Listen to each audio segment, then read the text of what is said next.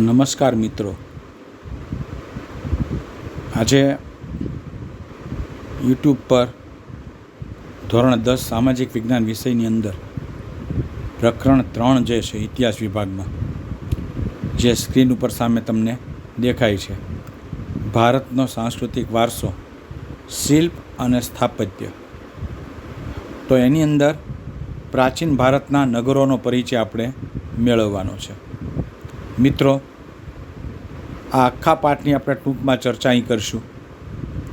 બહુ વ્યવસ્થિત રીતે શરૂઆતથી ધ્યાન આપતા જજો, એટલે તમારો આ આખો પાઠ અહીંયા પૂર્ણ થાય.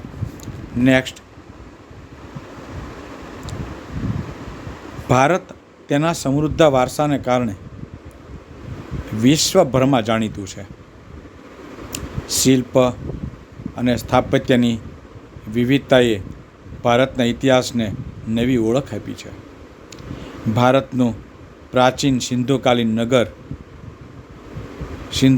નગર આયોજન સમકાલીન વિશ્વના નગર આયોજન કરતાં ચડિયાતું હતું, જેની આપણે વિગતવાર ચર્ચા નીચે મુજબ કરીશું. શિલ્પકામ એટલે શિલ્પી પોતાના કૌશલ્ય અને આવડતને છીણી હથોડી વડે વિવિધ પ્રકારના મનના ભાવો પથ્થર, ધાતુ કે લાકડામાં કંડારે તે કલા એટલે શિલ્પકલા. સામે મિત્રો જુઓ, ચિત્ર પણ આપ્યું છે શિલ્પનું, તો આ શિલ્પકલા. હવે આપણે સ્થાપત્ય વિશે વાત કરીશું. સ્થાપત્યનો સરળ અર્થ બાંધકામ એવો થાય છે. સંસ્કૃત ભાષામાં સ્થાપત્ય માટે વાસ્તુ શબ્દ વપરાય છે, જે ખૂબ જ પ્રચલિત છે. આ અર્થમાં મકાનો, નગરો, કૂવાઓ, કિલ્લાઓ, મિનારાઓ, મંદિરો, મસ્જિદો અને મકબરાઓ, આ બધાનું જે બાંધકામ છે એને શું કહેવામાં આવે છે મિત્રો? સ્થાપત્ય કહે છે. સામે જો એનું ચિત્ર પણ આપેલું છે. ઉપર જે ચિત્ર આપ્યું છે એ શિલ્પનું આપ્યું છે. નીચે ડાબી બાજુ જે ચિત્ર આપ્યું છે સ્થાપત્યની સામે, એ સ્થાપત્ય છે. ત્યાર પછી પ્રાચીન ભારતનું નગર આયોજન. હવે એનો પરિચય મેળવશું. ભારત એમ કહેવાય છે કે પ્રાચીન સમયથી નગર આયોજનમાં નિપુણતા ધરાવે છે. આજકાલનું નહીં. પુરાતત્વીય ઉત્ખનન કરતાં આવા ઘણા નગરો મળી આવ્યા છે. અને આ જે નગરો, એ નગરોના મુખ્ય 3 વિભાગો પડે છે. પહેલું જે લખ્યું છે, શાસક અધિકારીઓનો ગઢ, જેને સિટડલ તરીકે ઓળખવામાં આવે છે. ત્યાર પછી બીજું, અન્ય અધિકારીઓના આવાસ ધરાવતું ઉપલું નગર. ત્યાર પછી ત્રીજું આપ્યું છે, સામાન્ય નગરજનોના આવાસો ધરાવતું નીચલું નગર. તો અહીંયા 3 વિભાગોની આપણે વાત કરી. શાસક અધિકારીઓનો ગઢ, જે ઊંચાઈ પર બાંધવામાં આવતો હતો. ઉપલું નગર પણ રક્ષણાત્મક દિવાલોથી સુરક્ષિત છે. અહીં 2 થી 5 ઓરડાવાળા મકાનો મળી આવ્યા છે. નીચલા નગરના મકાનો મુખ્યત્વે હાથે ઘડેલી ઈંટોના બનાવેલા હતા. પ્રશ્ન આપ્યો છે, આ જે ચર્ચા કરી એને લગતો, પ્રાચીન ભારતના નગર આયોજનનો પરિચય આપો. તો મિત્રો, આવું જ્યારે પરીક્ષામાં સવાલ આવે ત્યારે એના જવાબમાં તમારે અહીંયા જે માહિતી આપી છે ચાર્ટમાં, એ આખી લખવાની છે, એટલે તમારો આખો જવાબ ત્યાં કમ્પ્લીટ થાય. ખ્યાલ આવી ગયો? એટલે જેવો ચાર્ટ પૂરો થયો એટલે ત્યાં નીચે પ્રશ્ન આપી દીધો છે. એટલે આ વિડીયોમાં તમે કંઈક નવું શીખશો. એ આશયથી મેં આ તમારી સામે રજૂ કર્યો છે. નેક્સ્ટ, સિંધુ ખીણની સંસ્કૃતિની પ્રજાએ સ્થાપત્યના ક્ષેત્રે તે સમયની બધી સંસ્કૃતિઓ કરતાં સુંદર અને વ્યવસ્થિત એવા કેટલાક નગરો વિકસાવ્યા હતા. એ પૈકી મોહેન્જો-દડો અને હડપ્પા નામના નગરો ખૂબ મહત્ત્વના હતા.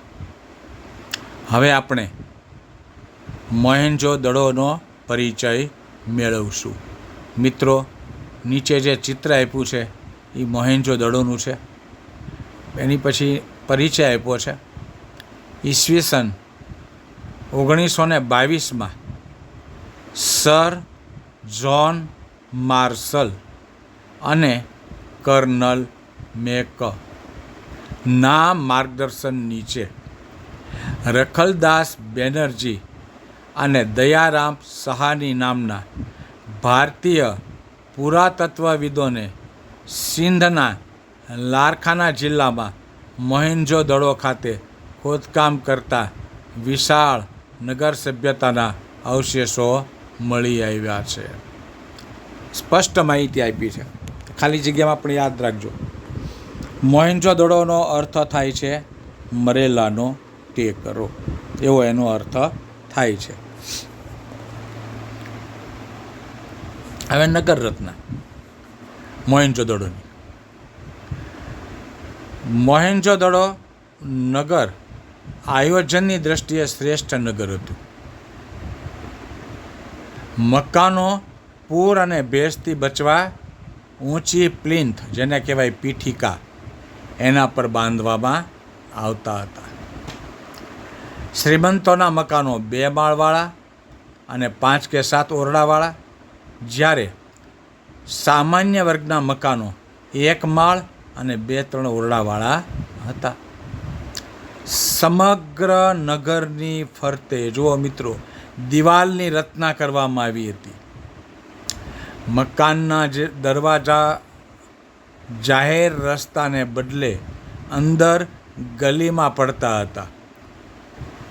હવે તમે વિચારો, આવી એની રચના હતી. કોઈ અજાણ્યો માણસ ભૂલમાં એમાં પ્રવેશ કરે તો બહાર કેમ નીકળવું એ એને ખ્યાલ આવે નહીં. આવી એની રચના હતી. હવા ઉજાસ માટે બારી બારણાની વ્યવસ્થા હતી. દરેક મકાનમાં કોઠાર, રસોડું અને સ્નાનાગારના અવશેષો મળી આવ્યા છે. જો આવું જાહો જવાલી હતી આ મકાનોમાં. નેક્સ્ટ, હવે એના રસ્તાઓની વાત કરી છે મિત્રો. પછી ગટર યોજનાની વાત છે. પછી જાહેર સ્નાનાગાર અને જાહેર મકાનો. અહીંયા રસ્તાઓની વાત કરીએ. આ નગર રચનાનું વિશિષ્ટ લક્ષણ અહીં આવેલા રસ્તાઓ છે. જો વિશિષ્ટ લક્ષણ છે રસ્તાઓ, એનો અર્થ એમ થયો કે આવા રસ્તાઓ ક્યાંય નહીં હોય. અહીં મોટાભાગે 9.75 મીટર પહોળા રસ્તાઓ હતા. ઘણીવાર બહુ વિકલ્પમાં તમને પૂછાતું હોય છે કે આમાંથી કયું વિધાન ખોટું છે. મોહેન્જો-દડોના રસ્તાઓનો પરિચય આપ્યો છે, એમાંથી કયું વિધાન ખોટું છે. તો જો અહીંયા 9.75 છે, તે આંકડો કાંઈક બદલી નાખ્યો હોય. એટલે આ રીતે પૂછાય તો પણ તમારે આ ધ્યાનમાં લેવાનું છે.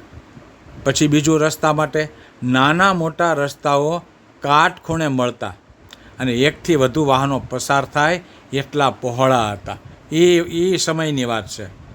અત્યારે તો બરાબર છે, પણ આ તો એ સમયે આ રીતની રચના હતી રસ્તાઓની. જુઓ, રસ્તાની બાજુમાં રાત્રિ પ્રકાશ માટે થાંભલા હોવાનું અનુમાન છે. અમુક સ્થળે થાંભલા એવા જડેલા હતા, એટલે રાત્રિ પ્રકાશ માટે એનો ઉપયોગ થતો હોય એવું માનવામાં આવે છે. નગરના સીધા પહોળા રાજમાર્ગો હતા. 2 મુખ્ય રાજમાર્ગો હતા. બંને માર્ગો મધ્યમાં કાટખૂણાને છેદતા હતા. આવા એના રસ્તાઓ હતા મિત્રો. મોહેન્જો-દડોના રસ્તાઓ પરીક્ષામાં પૂછાય 2 માર્કમાં, તો આટલી માહિતી તમારે યાદ રાખવાની. હવે મોહેન્જો-દડોની ગટર યોજનાની વાત કરીએ. 2 માર્કમાં અલગ પૂછાય તો આટલી તમારે માહિતી યાદ રાખવાની. એટલા માટે દરેક સ્ટેપ અલગ અલગ આપ્યા છે. હવે ગટર યોજનામાં જોઈએ મિત્રો. આ નગર રત્નનું વિશિષ્ટ લક્ષણ ગટર યોજના છે. આવી ગટર યોજના સમકાલીન સભ્યતામાં ભૂમધ્ય સમુદ્રના ક્રીટના ટાપુઓ સિવાય ક્યાંય જોવા મળતી નથી. નગરમાંથી ગંદા પાણીના નિકાલ માટે ગટર બનાવવામાં આવી હતી.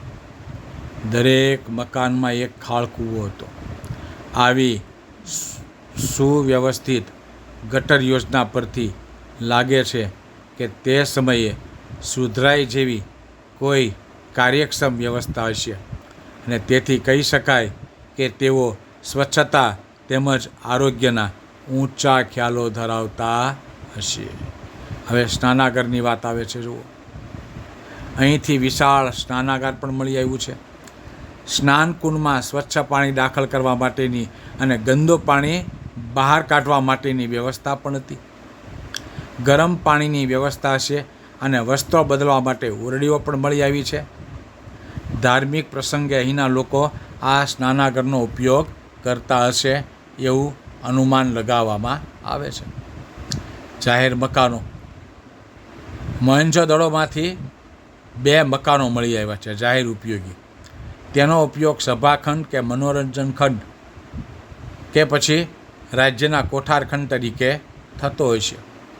મકાનોની એક રોડ અહીંથી મળી આવેલ છે જે સૈનિકો માટેની બેરેક હશે. ત્યાર પછી પ્રાચીન ભારતનું મહત્ત્વનું બીજું નગર હડપ્પા. નીચે ચિત્ર આપ્યું છે એ હડપ્પા નગરનું ચિત્ર આપ્યું છે. સર જ્હોન માર્શલ અને કર્નલ મેકેના વડપણ નીચે 1921ની સાલમાં દયારામ સાહાની પંજાબમાં મોન્ટગોમરી જિલ્લામાં આવેલા હડપ્પા પાસેથી ભારતીય સભ્યતાના અતિ પ્રાચીન અવશેષોની શોધ કરી. હિમાચલ પ્રદેશમાં રોપર, ઉત્તર પ્રદેશના મેરઠ જિલ્લામાં આલમગીરીપુર, રાજસ્થાનમાં કાલીબંગન, ગુજરાતમાં ધોળકા તાલુકામાં લોથલ, કચ્છમાં દેસળપુર, શિકારપુર, ધોળાવીરા અને સૌરાષ્ટ્રમાં લીમડી પાસે, રંગપુર, ગોંડલ પાસે, શ્રીનાથગઢ, મોરબી પાસે, કુંટાસી, સોમનાથ વગેરે સ્થળોએથી સિંધુ ખીણના સભ્યતાના અવશેષો મળી આવ્યા છે. આટલા સ્થળેથી આ અવશેષો પ્રાપ્ત થયા છે.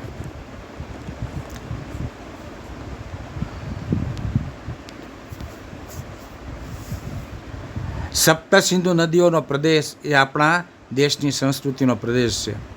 આ પ્રદેશમાં જે સંસ્કૃતિ ખીલી હતી તે સિંધુ ખીણની સંસ્કૃતિ કહેવાય છે. સૌ પ્રથમ આ સંસ્કૃતિના અવશેષો હડપ્પા સ્થળેથી મળી આવેલા, તેથી તેને હડપ્પીય સંસ્કૃતિ તરીકે પણ ઓળખવામાં આવે છે. આ સ્થળેથી પાષાણના અને તાંબાના ઓજારો, પથ્થર અને તાંબુ ચીજવસ્તુઓ વગેરે મળી આવ્યા છે. તેથી તેને તામ્ર પાષાણ યુગની સંસ્કૃતિ પણ કહે છે. જો તામ્ર પાષાણ યુગ એટલે તાંબુ અને પથ્થરનો સમયગાળો. ત્યાર પછી આગળ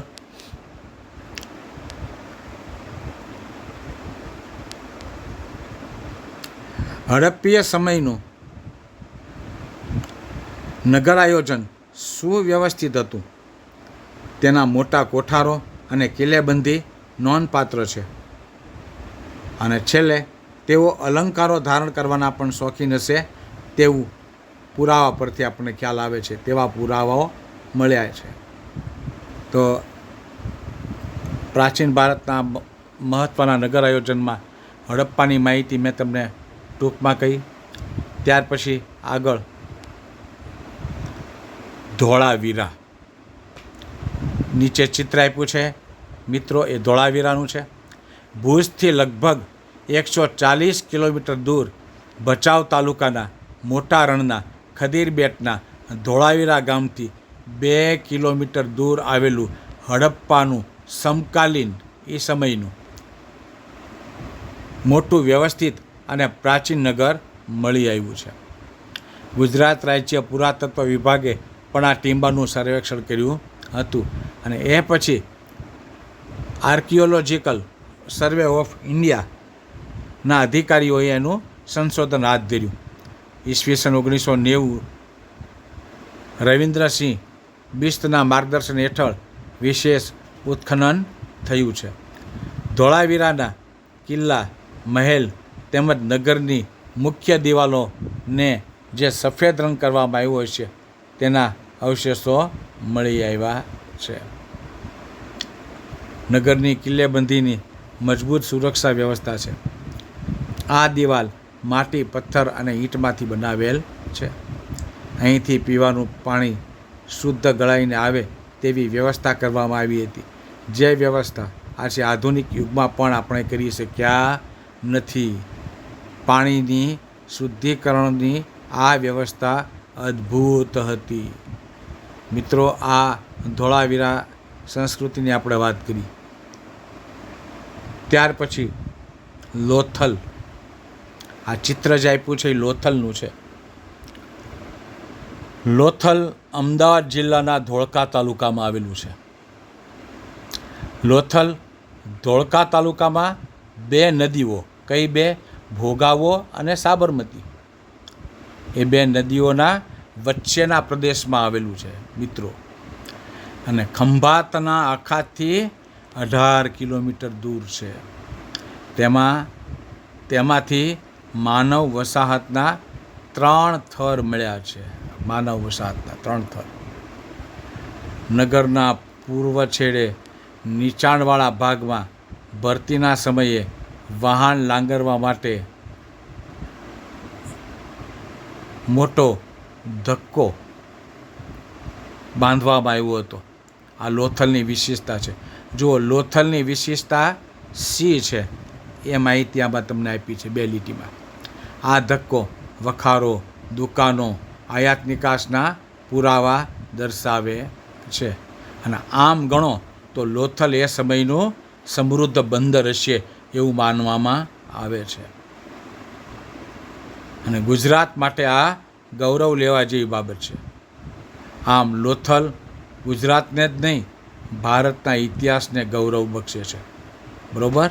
એટલા માટે એને સમૃદ્ધ બંદર કહેવામાં આવ્યું હતું એ સમયનું. તો મિત્રો, અહીં સુધી માહિતી આપણે રાખીએ છીએ.